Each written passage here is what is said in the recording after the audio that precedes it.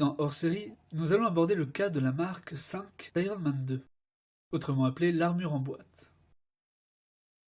Dans ce deuxième opus de la trilogie Marvel, Tony Stark alias Iron Man se voit démuni d'armure lors d'une attaque par un super vilain. Tony Stark en tenue de pilote, pour ainsi dire presque tout nu, n'est pas très enthousiaste à l'idée de combattre Whiplash sans armure, qui d'origine est plutôt encombrante. Mais Tony Stark n'est pas du genre à se laisser prendre de court, il est du genre à avoir une solution pour chaque problème spécifique. Voire même, on peut le dire, une armure pour chaque problème donné. Le fameux garde du corps d'Iron Man, Happy Hogan, se présente à l'écran accompagné d'une mallette qui semble pleine de promesses.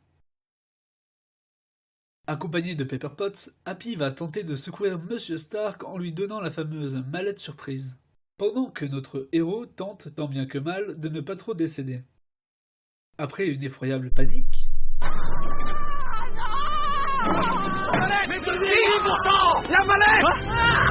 Pepper Potts envoie la mallette à Tony Stark au dernier moment. Ce dernier l'ouvre d'un coup de pied et enfile l'armure qui s'y cachait.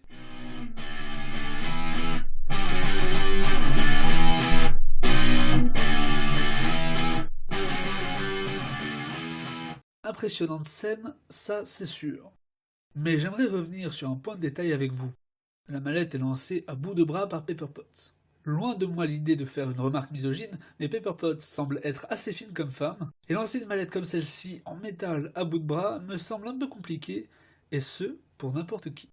Comme l'indique le premier opus, Iron Man 1, l'armure est faite d'un alliage titane-or, conférant à l'armure une couleur dorée. Nous pouvons alors supposer qu'ici l'armure est grise car l'or n'y est pas présent du tout. Et cela semblerait logique, car en effet l'or a été incorporé au concept pour éviter que l'armure ne givre lors d'un vol en haute altitude. Monsieur, je détecte une formation de glace potentiellement fatale.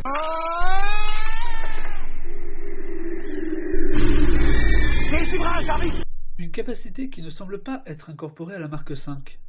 Donc pour la suite de mon argumentation, nous allons pouvoir postuler que l'armure est entièrement en titane. Sur cette image, nous voyons Happy tenir la mallette. Je considère que sa main fait 9 cm de large, ce qui me permet de déduire une taille de la mallette telle que 53 par 36 cm. Pour la mesure de la profondeur, je me réfère à une autre vue plus détaillée. J'obtiens ainsi les 3 dimensions de la mallette, 53, 36 et 14 cm. On sait qu'un volume est la représentation mathématique de la place que prend un objet dans ces 3 dimensions. Le volume est égal au produit de chacun des côtés. Côté 1 fois côté 2 fois côté 3. Le résultat nous donne 0,0267 m3, ce qui équivaut à 26 712 cm3. En cherchant sur Wikipédia la densité du titane, je tombe sur 4,51, ce qui signifie que là où pour l'eau 1 litre donne 1 kg, ici 1 litre donne 4,51 kg. Nous avons 26,7 litres de mallette, soit environ 120 kg. Je doute que Pepper Potts soit capable de soulever une telle charge. On pourrait d'ailleurs imaginer une mallette qui s'autopropulse à l'aide des répulseurs situés aux paumes des mains d'Iron Man, mais enfin, c'est une autre théorie. Après m'être penché sur les dimensions de la mallette, ma curiosité s'est portée sur un sujet plus complexe. Y a-t-il assez de métal dans ce volume de titane pour recouvrir Tony Stark? Pour répondre à cette question, Wikipédia donne une liste importante de formules permettant de calculer la surface corporelle d'un individu, à l'aide de seulement 2 informations, masse et taille. Et Wikipédia, à nouveau, nous donne une information cruciale, la taille de Robert Downey Jr., l'acteur jouant Iron Man.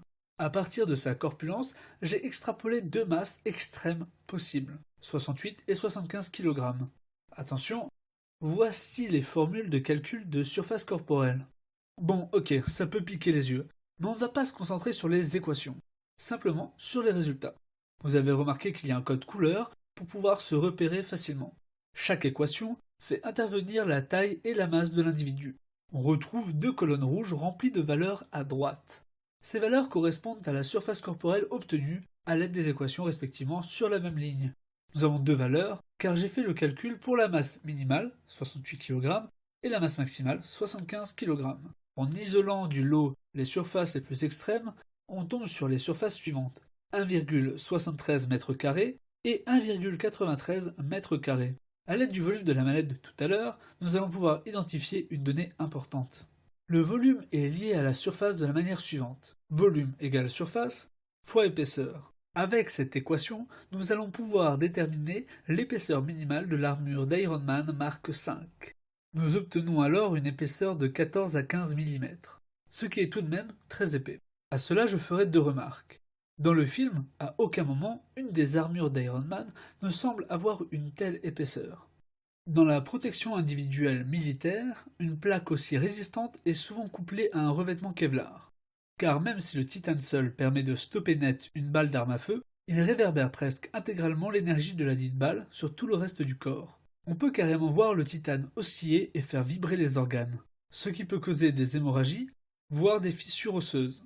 Malheureusement, dans les films, Iron Man n'est pas protégé par 15 mm de titane, ou très rarement si c'est le cas. Nous pouvons donc dire qu'il y a supercherie. Merci à tous d'avoir regardé ce premier épisode.